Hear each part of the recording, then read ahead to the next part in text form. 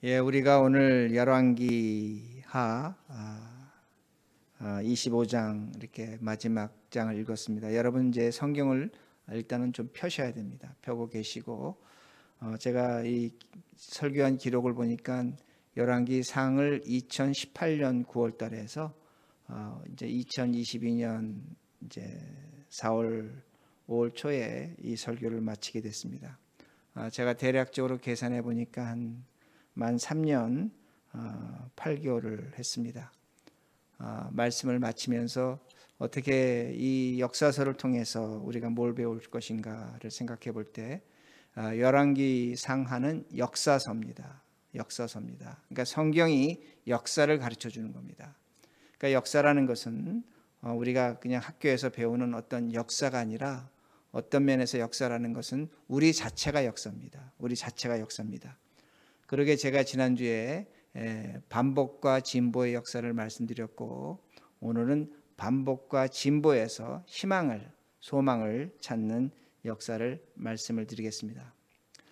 제가 이 열왕기서를 보면서 특히 마지막 부분에 와서 한 가지 참 어떻게 보면 제가 발견한 거고 제가 아주 깊이 저에게 각인된 것은 뭐냐면 역사가 반복된다는 겁니다.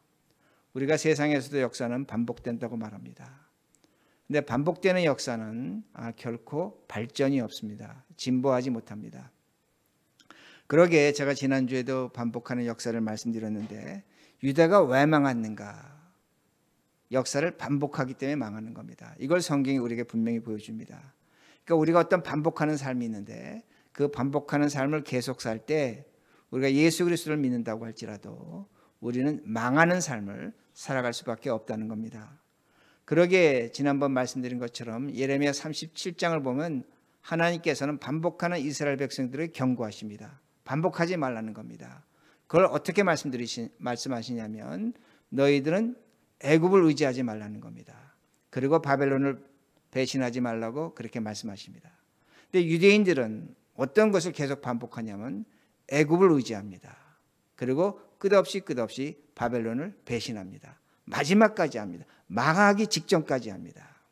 그런데 그렇게 역사를 반복할 때마다 성경이 우리에게 분명히 보여주는 것은 하나님께서는 바벨론을 통해서 유대를 징계하시고 결국은 나라가 완전히 망하게 됩니다. 그러니까 사람이 고집이 있는 겁니다. 그 한 번 고집이 있는데 그 고집을 꺾지 않는 겁니다. 그럴 때 망하는 것을 분명히 보여줍니다.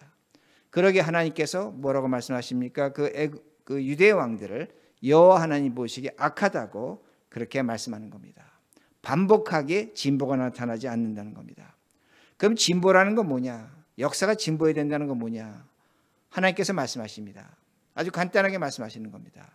그건 뭐냐면 애굽을 의지하지 말고 바벨론을 배신하지 말라는 겁니다. 이건 하나님께서 말씀하시는 겁니다. 우리가 그렇게 왜 하나님께 이렇게 말씀하시냐면 이것은 우리의 십자가입니다. 애굽을 의지하지 말고 바벨론을 배신하지 말라는 건 우리의 십자가입니다. 왜 십자가가 되냐면 당시의 왕들이 애굽을 의지했습니다. 끝없이 바벨론을 배신했습니다. 왜 그렇게 했냐면 그렇게 하지 않으면 왕권을 지키지 못했습니다. 그렇게 하지 않으면 암살을 당했습니다.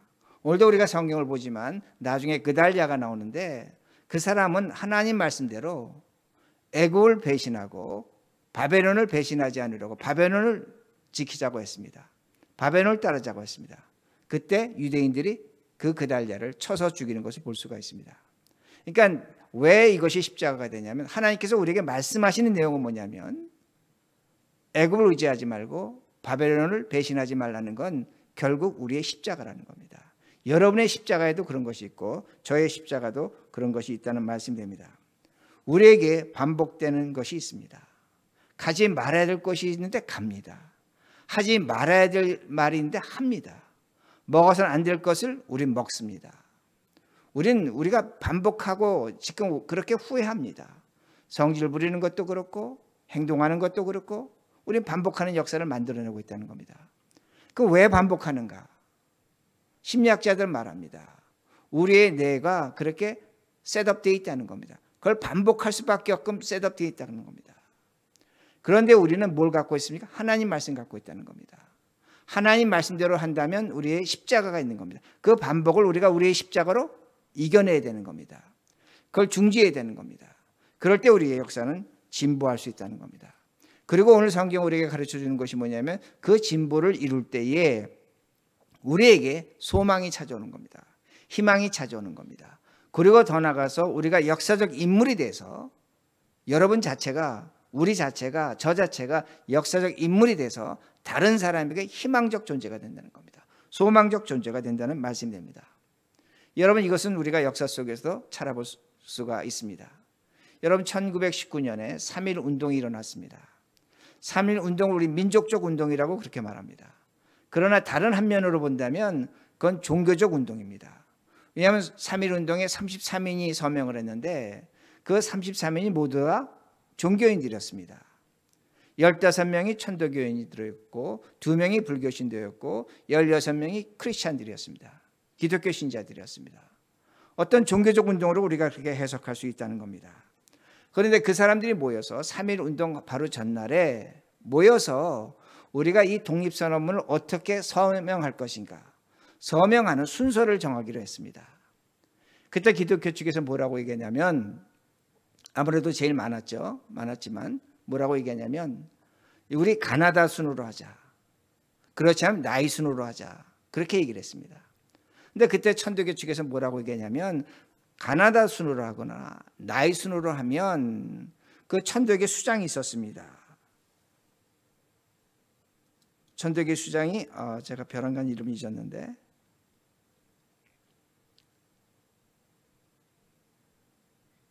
손병이었습니다. 예, 손병이었습니다.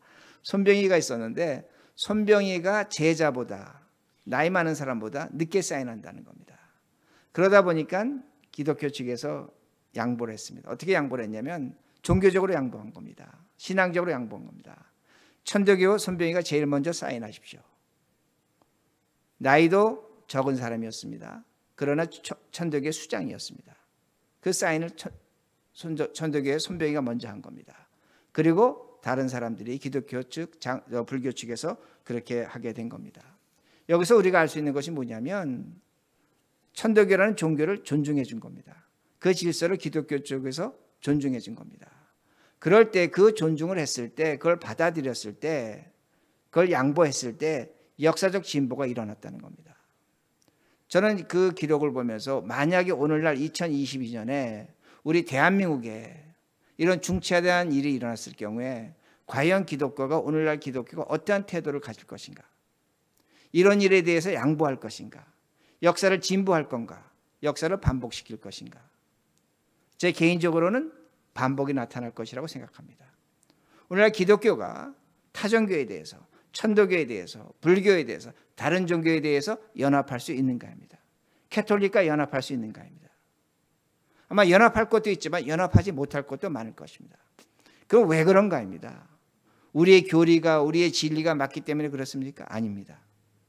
우리에게 십자가가 없기 때문에 그렇습니다. 예수는 믿지만 나의 십자가 우리의 십자가가 없을 때 우리는 양보하지 못합니다. 다른 걸 수용하지 못하고 이해하지 못한다는 겁니다. 역사적 진보를 이뤄내지 못한다는 겁니다. 그러기에 우리가 역사적 진보라는 건 뭐냐? 다른 것이 아닙니다. 오늘 나의 십자가 우리의 십자가가 나타날 때 역사적 진보는 분명하게 일어납니다. 그 진보를 이뤄내는 것이 우리의 소명이고 우리가 역사 앞에서 한 인생을 살아가지만 그 진보를 이뤄냈을 때 우리의 후손들이 세상 사람들이 우리를 보고 역사적 인물로 인정해 주는 겁니다. 그리고 우리를 보고 그들이 희망과 소망을 갖게 된다는 겁니다. 그러기에 먼저 열왕기하 24장 17절 보시기 바랍니다. 17절. 지난번 봤던 말씀인데 다시 한번 봅니다. 여러분 성경 보시기 바랍니다. 열왕기하 24장 17절. 제가 읽습니다. 바벨론 왕이 또 여호와긴 숙부 마따냐를 대신하여 왕으로 삼고 그의 이름을 고쳐 시드기야라 하였더라. 자, 시드기야라는 사람이 있는데 유대의 왕이 된 겁니다. 그런데 그 사람이 어떻게 하느냐? 또 바벨론을 배신합니다. 그래서 19절과 20절입니다. 24장 19절과 20절. 그가 여호와김의 모든 행위를 따라 여호와 보시기에 악을 행한지라 여호와께서 예루살렘과 유다를 진노하심이 그 앞에 쫓아내들 것이 이르렀더라. 시드기야가 바벨론 왕을 배신하니라. 자, 제가 여러 차례 말씀드렸지만 시드기야가 바벨론 왕을 배신한다는 겁니다. 애굽을 의지한다는 겁니다. 그럴 때에 오늘 성경에 나오는 것처럼 유대가 완전히 망하게 됩니다. 그러니까 다시 말씀드린다면 나의 십자가를 끝까지 거부한다는 겁니다. 그러게 25장 7절, 오늘 본문 7절로 올라갑니다. 오늘 본문 7절로 말씀이 나옵니다. 제가 읽습니다. 그들이 시드기야 아들들을 그의 눈앞에 죽이고 시드기야의 두 눈을 빼고 놋사슬로 그를 결박하여 바벨론으로 끌고 갔더라. 자, 저 말씀에서 중요한 것이 뭐냐면 시드기야의 아들들을 죽였습니다. 그러면 시드기야 아들들은 뭐가 되는 거? 왕자를 죽인 겁니다. 왕자를 죽였다는 왕손을 끊어냈다는 겁니다. 왕손을 끊어냈다는 것은 더 이상 유대에서 왕이 나오지 않는다는 겁니다. 나라가 완전히 망했다는 겁니다. 나라가 완전히 망한 것뿐만 아니라 왕의 눈을 뽑았습니다. 그러니까 더 이상 유대는 희망이 없는 겁니다. 절망에 쌓였다는 겁니다. 그러게 9절에서 11절입니다. 9절에서 11절. 여호와의 성전과 왕궁을 불사르고 예루살렘 모든 집을 귀인의 집까지 불살랐으며 시대장에 속한 갈대 온 군대가 예루살렘 주위에 성벽을 헐었으며 성중에 남아있는 백성과 바벨론 왕의 항복한 자들과 무리즉 남은 자는 시대장 느부라사단이 모두 사로잡아 가고. 자, 저 말씀 뭐냐면 예루살렘 성전을 파괴했습니다. 그리고 왕궁을 파괴했습니다. 완전히 부셔버린 겁니다. 그리고 두 번 다시 배신하지 못하도록 예루살렘 성벽을 무너뜨렸습니다. 성벽을 무너뜨리고 귀족들의 집을 태우고 그리고 힘있고 강건한 자들은 모두 다 바벨론 포로로 데려갔습니다. 그리고 예루살렘에 남아있는 자들은 천한 자들이었습니다. 병든 자들이었습니다. 그리고 성경을 계속 보시면 이렇게 예루살렘 성전을 완전히 파괴한 후에 13절에서 17절까지 보면 성전에서 제사 드리는 제사기구를 다 깨뜨려 버렸습니다. 부셔버렸습니다. 그리고 그 모든 제사 도구를 바벨론으로 가져갔다고 성경은 말씀합니다. 그리고 18절에서 21절을 보면 어떤 말씀이 나오냐면 성전에서 제사 드리는 제사장과 성전의 문지기와 성전에서 일하는 모든 사람들을 죽였습니다. 자, 여기서 우리가 한 가지 볼 수 있는 게 뭐냐면 바벨론이 힘있고 똑똑한 사람은 다 데려갔습니다. 그런데 제사 드리는 제사 도구와 모든 건 바벨론으로 가져가고 제사장과 또한 성전의 그 문지기와 성전에서 제사 드리는 사람들은 유대 땅에서 다 죽인 겁니다. 이건 뭐냐면 유대의 종교를 바벨론에 심지 않겠다는 겁니다. 그리고 유대인들이 더 이상 바벨론에서든 예루살렘에서든 제사를 드릴 수 없다는 겁니다. 하나님에 대한 길을 완전히 막아놨다는 겁니다. 제사 드릴 제사장도 없는 겁니다. 성전도 없는 겁니다. 제사 드릴 기구도 없는 겁니다. 그러니까 지금 유대인들에게 절망 중에 절망입니다. 아무런 희망이 없다는 것을 분명히 가르쳐 줍니다. 그리고 성경이 보여주는 게 뭐냐면 그 다음에 유대인 그달랴를 총독으로 세웁니다. 그러게 24절입니다. 24절. 그달랴가 그들과 그를 따르는 군사들에게 맹사하여 이르되 너희는 갈대아인을 섬기기를 두려워하지 말고 이 땅에 살며 바벨론 왕을 섬기라. 그리하면 너희가 평안하리라. 제가 지금까지 말씀드린 것처럼 마지막 총독이 마지막 왕이 뭐라고 얘기하냐면 애굽을 의지하지 말고 바벨론을 배신하지 말라는 겁니다. 바벨론 왕을 섬기라는 겁니다. 하나님이 요구하시는 겁니다. 저 사람의 말로 어떻게 보면 자신의 십자가를 진 사람이죠. 그런데 그 결과가 25절에 이렇게 나옵니다. 25절에 7월에 왕족 엘리사마의 손자 느다나의 아들 이스마엘이 부하 10명을 거느리고 와서 그달랴를 쳐서 죽이고 또한 그와 함께 미스바에 있는 유다 사람과 갈대아 사람을 죽인지라. 끝까지 죽여버리는 겁니다. 그러니까 유대에 있는 왕들이 하나님 말씀 따르지 못하는 것은 저런 일 때문입니다. 가만두지 않는 겁니다. 죽여버리는 겁니다. 심지어는 예레미야 선지자도 죽였습니다. 그러다 보니까 역사가 반복된다는 겁니다. 그리고 나라는 완전히 망했다는 겁니다. 자, 우리가 여기서 볼 수 있는 게 뭔가입니다. 여러분, 유대인들은 하나님의 말씀이 있었습니다. 그건 뭐냐면 애굽을 의지하지 말고 바벨론 배신하지 말라는 겁니다. 즉 과거의 역사를 무시하는 겁니다. 이걸 우리에게 적용한다면 어떻게 적용할 수 있냐면, 오늘도 하나님께서 우리에게 요구하시는 것이 뭐냐면 너희는 예수 그리스도를 믿기 때문에 너희의 십자가를 지고 살라는 겁니다. 그런데 우리가 이 말씀 무시하는 겁니다. 무시할 때 어떤 현상이 나타나느냐? 바벨론으로부터 공격당할 수밖에 없었고 나라는 망할 수밖에 없었다는 겁니다. 지금 유대인들은 과거 역사, 과거를 통해서 지금 세 차례, 네 차례 왕들을 통해서 그 역사를 보고 배웠습니다. 근데 문제는 뭐냐면 그걸 계속 무시하는 겁니다. 그 무시를 할 때 나라는 완전히 망하는 겁니다. 오늘도 마찬가지입니다. 오늘도 우리가 하나님 말씀을 통해서 예수님께서 분명히 우리에게 요구하시는 건 뭐냐면 역사적 사건을 통해서 너희들은 나의 말을 듣고 살라는 겁니다. 이 말씀을 뒤집으면 제가 다시 말씀드리지만 너희는 너희의 십자가를 지고 나를 쫓으라는 겁니다. 그런데 우리는 이걸 무시하는 겁니다. 그런데 성경이 우리에게 지금 가르쳐 주는 건 뭐냐면 이런 역사적 사건을 통해서 이것을 무시할 때 어떻게 되느냐? 역사는 반복되고 너희는 망한다는 겁니다. 여러분, 오늘 사모님 기도해 주셨는데 지금 우크라이나하고 러시아가 전쟁하고 있습니다. 근데 저는 이 전쟁을 보면서 유럽하고 미국의 그 태도와 우리 한국의 태도를 보면서 제가 어떤 차이를 좀 느꼈습니다. 물론 이런 전쟁을 할 때 각국이 정치적 이유, 정치, 경제 뭐 여러 가지 이유에 따라서 판단하는 거 굉장히 중요하다고 생각합니다. 또 그렇게 판단할 것입니다. 그런데 한 가지 특징은 뭐냐면 미국이나 유럽은 우크라이나를 적극적으로 지지합니다. 러시아에 대해서는 적극적으로 반대합니다. 근데 우리는 굉장히 소극적입니다. 왜 소극적일까? 뭐 여러 가지 이유가 있죠. 뭐 경제적 이유도 있고 정치적 이유도 있고 뭐 군사적 이유도 있고 뭐 북한 문제도 있고 여러 가지 이유가 있겠죠. 근데 저는 다르게 생각합니다. 왜 이걸 우리가 역사적으로 생각해 봐야 되냐면 여러분, 미국과 유럽은 2차 세계대전을 통해서 러시아, 소련과 싸웠습니다. 그리고 그 이후에도 월남전이나 중동전쟁이나 아프간 전쟁이나 이런 걸 통해서 미국과 유럽은 직접 간접으로 싸운 나라들이 됩니다. 누구하고? 러시아하고 소련하고. 그 경험이 있는 겁니다.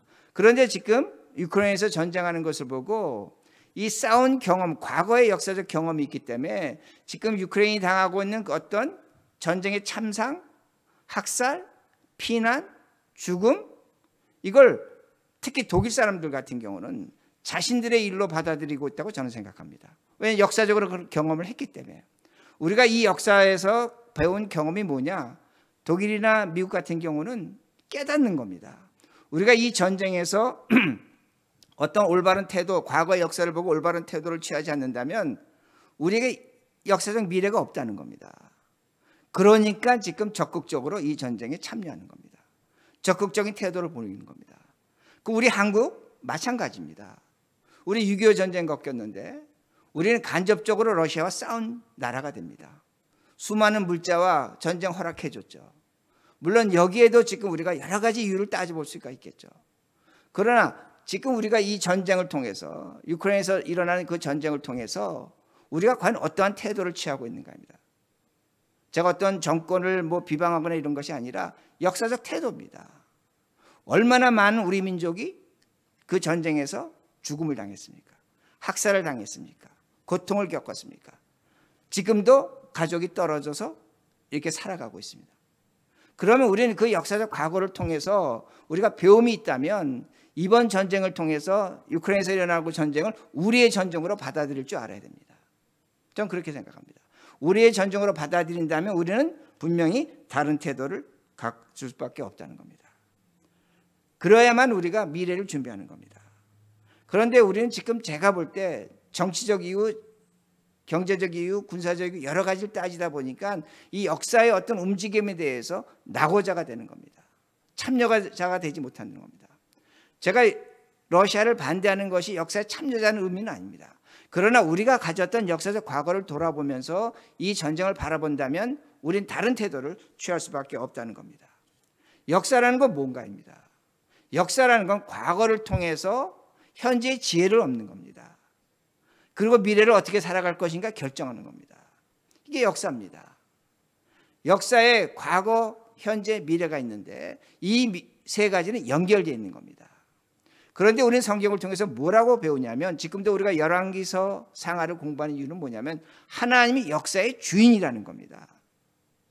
이 역사의 주인 되심을 우리가 고백한다면 이 역사는 또한 나의 역사가 되어야 되고 우리 각자의 역사가 되어야 된다는 말씀입니다. 하나님의 통치가 나타나야 된다는 겁니다. 자, 어떻게 나타나는가? 열왕기하 24장 15절 보시기 바랍니다. 그 전장을 보셔야 됩니다. 열왕기하 24장 15절.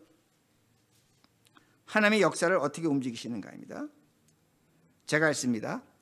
그가 여호와긴을 바벨론으로 사로잡아가고 왕의 어머니와 왕의 아내들과 내시들과 나라의 권세 있는 자도 예루살렘에서 바벨론으로 사로잡아가고.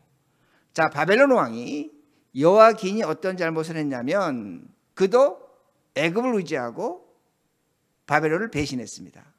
그런데 여호와긴을 잡아갔습니다. 바벨론 포로로 잡아갈 때 그 여호와긴의 어머니와 아내들과 그의 시종들을 함께 잡아갔습니다. 그런데 어떤 일이 생기냐면 역사적으로 바벨론의 느부갓네살이 유대를 완전히 멸망시킨 후에 그 바벨론에서 반란이 일어납니다. 반역이 일어납니다. 그러면서 그 느부갓네살이 죽음을 당하고 그의 다음 왕이 누구냐면 에월 무로닥입니다. 에월 무로닥이 왕이 되는데 왕이 바뀐 겁니다. 그러기 오늘 본문 열왕기하 25장 27절을 보시기 바랍니다. 어떤 본문이 나오는가? 열왕기하 25장 27절 제가 했습니다. 유다의 왕 여호와긴이 사로잡혀간 지 37년 곧 바벨론의 왕 에월 무로닥이 즉위한 원년 12월 그 달 27일에 유다의 왕 여호와긴을 옥에서 내놓아 그의 머리를 들게 하고. 참 상상할 수 없는 일이 벌어졌는데 바벨론 포로로 잡혀간 지 거의 40년째 되는 해에 바벨론 왕이 바뀌면서 여호와긴을 석방시킵니다. 그리고 그의 머리를 들게 했다는 겁니다. 이건 어떤 의미가 되냐면 너는 더 이상 포로가 아니라는 겁니다. 그의 아내들과 내시들과 그의 어떤 일족을 포로로서 해방시켜준 것을 그에게 보여줍니다. 28절입니다. 그에게 좋게 말하고 그의 지위를 바벨론에게 그와 함께 있는 모든 왕의 지위보다 높이고. 이 말씀 뭐냐면 그렇게 여호와긴이 바벨론 포로로 있었는데 그를 끌어내고 더 이상 너는 포로가 아니고 바벨론 왕이 그에게 좋게 말합니다. 아주 상냥하게 말합니다. 이 말은 그러면 특별한 대접을 하고 있다는 겁니다. 친절했다는 겁니다. 그리고 그 바벨론에 많은 다른 나라의 왕들이 포로로 와 있었는데 그를 특별하게 높여서 대접했다는 겁니다. 그리고 29절에 30절입니다. 그 죄수의 의복을 벗게 하고 그의 일평생에 항상 왕의 앞에서 양식을 먹게 하였고 그가 쓸 것은 날마다 왕에게서 받는 양에서 종신토록 끊이지 않았더라. 자, 여기서 우리가 볼 수 있는 게 뭐냐면 성경은 왜 바벨론 왕이 저렇게 여호와긴을 대접했는지를 설명하지 않습니다. 역사적으로도 저런 자료가 없습니다. 저걸 왜 저렇게 했는지 우리가 알아볼 길이 없다는 겁니다. 그런데 그 이유는 알 수 없지만 바벨론의 새로운 왕이 여호와긴을 불러내서 해방시켜주고 더 이상 죄수로 취급하지 않았고 그를 돌봤다는 겁니다.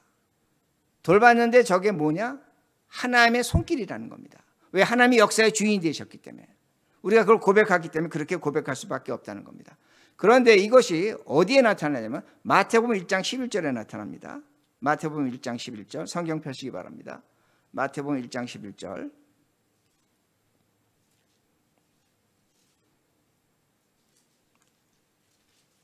제가 있습니다. 마태복음 1장 바벨론으로 사로잡혀 갈 때에 요시야는 여고냐와 그의 형제들을 낳으니라. 자, 요시야 훌륭한 왕이었습니다. 근데 요시야가 그의 자식을 낳는데 뭘 낳았다고 얘기하냐면 여고냐와 그의 형제들 낳으니라 이렇게 합니다. 근데 여고냐가 누구냐면 역대상 3장 16절을 보면 여고냐가 여호와긴입니다. 그러니까 여호와긴의 이름이 역대상에서 뭐라고 이야기하냐면 여호와냐로 얘기한다는 겁니다. 자, 제가 이렇게 설명합니다. 여호와긴의 아버지가 여호와김입니다. 여호와김입니다. 그리고 여호와김의 아버지가 누구냐면 바로 요시야라는 겁니다. 그런데 마태복음에서 이 족보를 기록하는데 아버지를 빼버렸습니다. 아버지에서 손자로 내려갔는데 요시야가 누구를 낳았다고 얘기했냐면 여거냐를 낳았다고 하는데 여거냐는 여호와긴이라는 겁니다. 그러니까 지금 성경에서 보여주는 게 뭐냐면 이 여호와긴이 지금 예수 그리스도 그 족보에 올라와 있는 것을 우리가 알 수가 있습니다. 자, 12절입니다. 그 다음 12절 보세요. 바벨론으로 사로잡혀간 후에 여고냐는 스알디엘을 낳고 스알디엘은 수룹바벨을 낳고. 자, 여기서 스알디엘은 누구냐면 여호와긴의 아들입니다. 그리고 그 스알디엘이 아들을 낳는데 누구냐면 수룹바벨이라고 말씀하고 있습니다. 그러니까 11절에서는 할아버지와 손자의 관계를 얘기했는데 12절에 와서는 아버지가 아들을 낳았는데 스알디엘이 누구를 낳았다? 수룹바벨을 낳았다고 얘기하는 겁니다. 그러면 여러분 수룹바벨은 누군지 잘 아실 것입니다. 우리가 성경을 통해서 에스라나 느헤미야를 통해서 잘 아는데 수룹바벨은 누굽니까?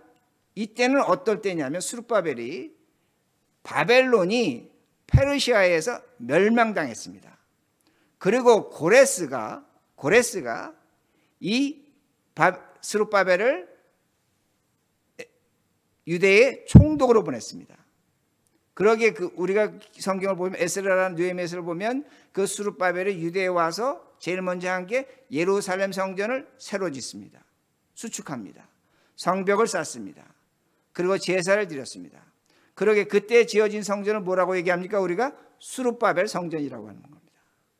자, 성경이 보여주는 게 뭐냐면 여호와긴 바벨론 포로로 끌려갔는데 포로로 끌려갈 때는 죽을 것 같은 길을 간 겁니다. 그거 어떻게 될지 모르는 겁니다. 유대는 다 끝났습니다. 그런데 하나님께서 그 여호와긴을 꺼내셔서 그를 통해서 자식을 낳게 하시고, 왜냐하면 여러분 기억하시겠지만 이미 유대 왕자 죽은 걸 말씀드렸죠. 왕손이 끝난 겁니다. 더 이상 왕이 나올 수 없는 겁니다. 죽으면 끝입니다. 그런데 하나님께서 여호와긴을 뽑아내셔서 그 여호와긴을 통해서 후손을 세우시고 그 후손을 통해서 수룹바벨을 통해서 성전을 짓게 하시고 그 성전 지은 수룹바벨을 통해서 예수 그리스도가 오신다는 것을 성경이 우리에게 가르쳐 주는 겁니다. 그러니까 하나님께서 우리가 볼 때는 족보가 끊겨지는 겁니다. 더 이상 희망이 없는 겁니다.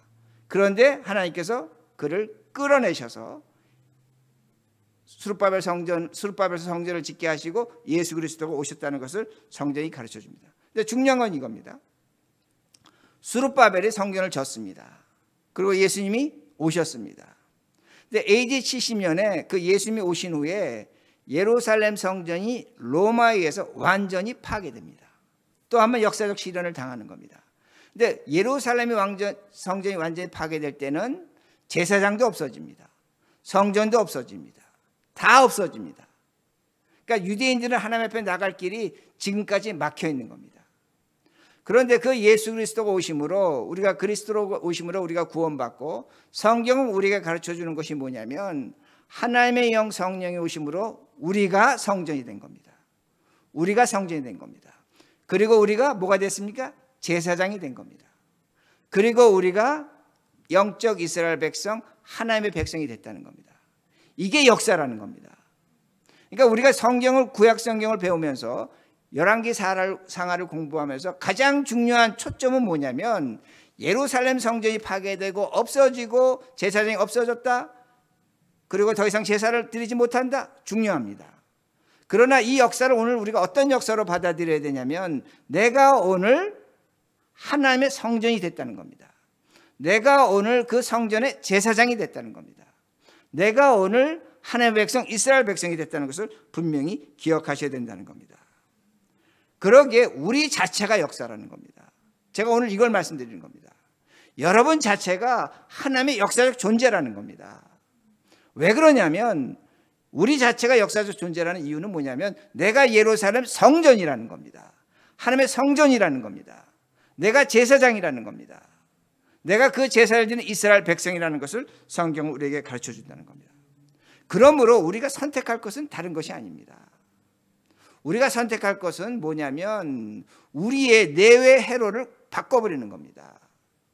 그건 뭐냐면 우리가 이런 역사적 인물이 됐기 때문에, 마치 유대 왕처럼 역사적 인물이 됐기 때문에 유대 왕들이 그렇게 하나님 말씀대로 예레미야가 얘기한 것처럼 애굽을 믿지 말고 섬기지 말고 바벨론을 선택하라고, 바벨론에게 항복하라고 말씀하신 그 말씀처럼 오늘 우리에게 가장 중요한 건 뭐냐면 내가 이런 역사적 인물이라면 나의 십자가를 선택하는 겁니다. 이것만이 우리가 역사적 인물이 되는 겁니다. 이럴 때 우리가 역사적 인물이 된다는 겁니다. 그럴 때 우리 삶 속에서 역사가 진보할 수 있다는 겁니다. 그러므로 역사는 뭡니까? 제가 좀 전에 말씀드린 것처럼 과거의 역사에서 오늘의 지혜를 얻고 미래를 바라보는 겁니다. 다시 말씀드린다면 오늘 우리가 나의 십자가라는 것을 우리가 놓치지 않고 살아간다면 우린 그 역사적 인물로 살아가는 겁니다. 왜? 내가 역사적 자체라는 말씀이 됩니다. 그러기에 우리 자녀들이, 우리 후손들이, 이 세상 사람들이 우리를 볼 때 하나의 역사적 인물이 되는 겁니다. 왜냐하면 우리를 통해서 하나님의 성전이 나타나고 우리를 통해서 제사장이 나타나고 우리를 통해서 이스라엘 백성이 나타난다는 말씀이 됩니다. 역사의 기록물이라는 겁니다. 그러니까 열왕기 상하를 우리가 공부하는 가장 큰 이유는 뭐냐면 그런 이스라엘 역사를 통해서 내가 오늘 성전이 됐고 제사장이 됐고 유대인이 됐기 때문에, 이스라엘 백성이 됐기 때문에 내가 역사적 인물이 됐고 그 인물이 됐기 때문에 우리가 선택할 수 있는 게 오로지 하나라는 겁니다. 하나님 말씀이라는 겁니다. 그 말씀은 나의 십자가입니다. 그걸로 죽을 수도 있고 망할 수도 있고 빼앗길 수도 있고 손해볼 수도 있지만 제가 지난주에 설명드린 것처럼 하나님 우리를 반드시 살려주실 것입니다. 나의 십자가를 질 때 예수님은 우리를 미쁘이 여기사 반드시 중보기도 하실 것입니다. 이걸 우리가 믿고 살아간다는 말씀이 됩니다. 그러기에 우리가 역사적 기록물이 되어야 된다는 말씀이 됩니다. 세상의 역사가 되어야 된다는 겁니다. 그러기에 세상 사람들이, 우리 후손들이 우리를 보고 어떻게 살 것인가를 결정하는 겁니다. 우리를 보고 오늘의 삶의 지혜를 얻는 겁니다. 우리를 보고 우리 인간의 미래가 어떻다는 걸 결정할 수 있는 겁니다. 이게 역사입니다. 그러기에 열왕기 상하를 우리가 공부한다는 이유가 됩니다. 그러기에 우리가 하나님 앞에서 부끄럽지 않다는 건 뭐냐입니다. 사람 앞에서 부끄럽지 않은 겁니다. 역사 앞에서 부끄럽지 않다는 겁니다. 그러기에 말씀을 마칩니다. 오늘 우리가 이 역사 앞에서, 2020년 역사 앞에서 우리가 단순히 구약에 있는 그 성경의 역사를 배우고 공부하는 것이 아니라 우리가 그런 존재라는 것을 성경이 가르쳐 주는 겁니다. 그러기에 이 역사 앞에서 나의 십자가로 여러분 진보하는 역사를 만들어내야 됩니다. 그리고 많은 사람들에게, 우리 후손들에게, 세상 사람들에게 우리가 희망이 될 수 있습니다. 우리의 빛이 될 수 있습니다. 이런 삶을 살아가는 역사적 인물이 되는 우리 모두가 되기를 바랍니다.